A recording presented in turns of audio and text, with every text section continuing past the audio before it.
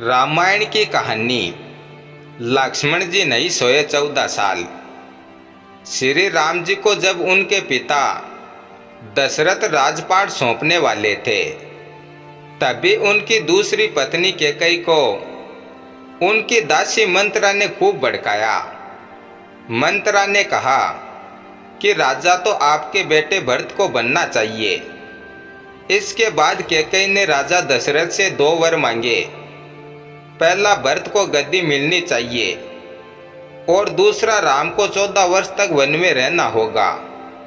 राजा दशरथ को अपनी पत्नी के वर पूरे करने पड़े। जब श्री राम जी वनवास के लिए अयोध्या से निकले, तब लक्ष्मण जी ने भी उनके साथ जाने की इच्छा जाहिर की। लक्ष्मण के वन जाने की बात सुनकर उनकी पत्नी उर्मिला भी साथ जाने की जिद करने लगी।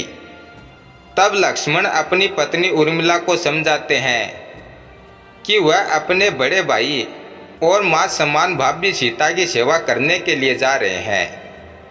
अगर तुम वनवास में साथ चलोगी तो मैं ठीक तरह से सेवा नहीं कर पाऊंगा।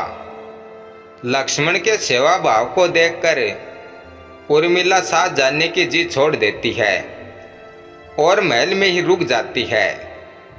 वन में पहुंचकर लक्ष्मण भगवान राम और सीता के लिए एक कुटिया बनाते हैं। जब राम और सीता कुटिया में विश्राम करते थे, तब लक्ष्मण बाहर पहरेदारी करते थे। वनवास के पहले दिन जब लक्ष्मण पहरेदारी कर रहे थे, तब उनके सामने निंद्रा देवी प्रकट हुई।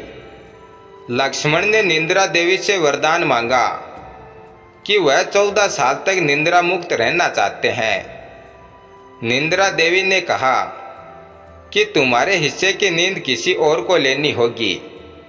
लक्ष्मण कहते हैं कि उनके हिस्से की नींद उनकी पत्नी को दे दें। इस कारण लक्ष्मण 14 साल तक नहीं सोए और उनकी पत्नी उर्मिला लगातार 14 वर्ष तक सोती रही।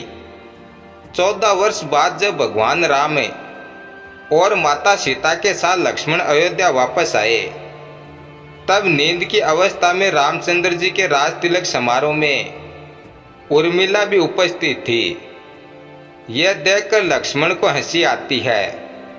जब लक्ष्मण से हंसी की वजह पूछी गई, तो उन्होंने निंद्रा देवी के वरदान के बारे में सब कुछ बताया। लक्ष्मण ने कहा कि जब मैं उबासी लूँगा, तब उर्मिला की नींद खुलेगी। लक्ष्मण जी की इस बात को सुनकर सभा में मौजूद सभी हंस पड़े। सभी को हंसते देख उर्मिला लज्जावश समारोह से उठकर बाहर चली जाती है। धन्यवाद।